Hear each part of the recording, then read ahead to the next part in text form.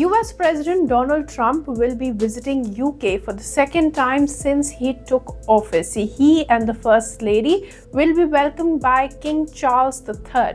Now, the visit will also include a state banquet hosted by the royals and a bilateral meeting with the Prime Minister of UK, Keir Starmer. Well, my relationship is very good with the UK, and Charles, as you know, who's now king, is my friend. And it's the first time this has ever happened where somebody was honored twice, so it's a great honor. And this one's at Windsor. They've never used Windsor Castle for this before. They used Buckingham Palace. And I don't want to say one's better than the other, but they say Windsor Castle is the ultimate, right? So it's going to be nice. But basically, I'm there also on trade. They want to see if they can refine the trade deal a little bit. We made a deal, and it's a great deal. The First Lady and Trump are expected to head back to the US on September 18th. So what's on the agenda and why this meeting is at an awkward time for Britain and for Trump? Let's decode.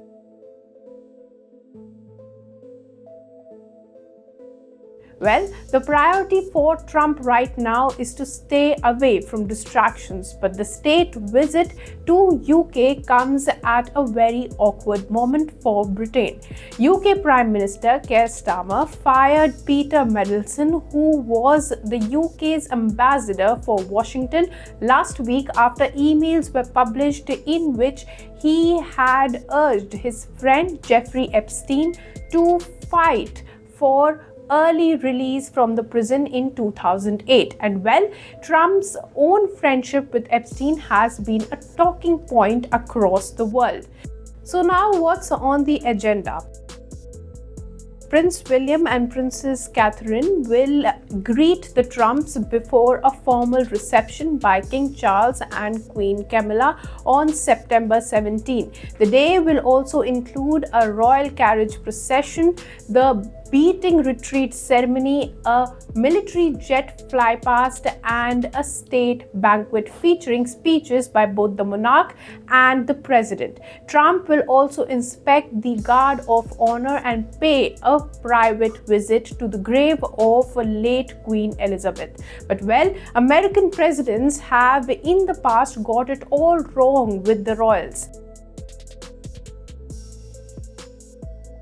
President Jimmy Carter attended a summit dinner at Buckingham Palace in 1977, and it was rumored that Carter kissed the Queen Mother on her lips during the greeting.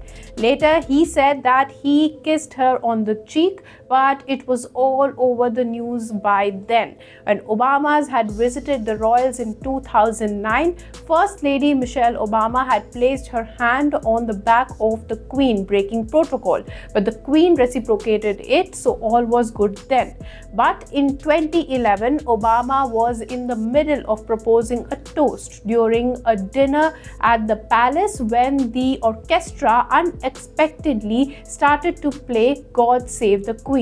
But he did not stop. He just ended his toast while the Queen waited for the anthem to end before raising her glass. Now coming to Trump, when he inspected the Guard of Honor last time in 2018, he stepped ahead of the Queen. In British hierarchy, the monarch is meant to always lead the way. So let's see if this time Trump gets it all right.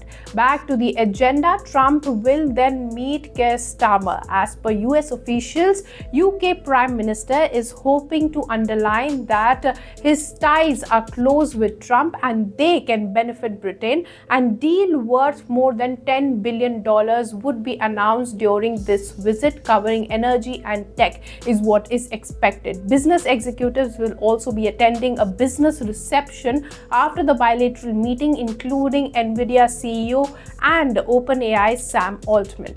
Google has said that it would invest £5 billion partially on new data center close to London that could help meet demand for AI services. So investments, tariffs, particularly on steel and aluminium, and efforts to end Russia-Ukraine war and situation in Gaza will be the top discussion points during the meeting.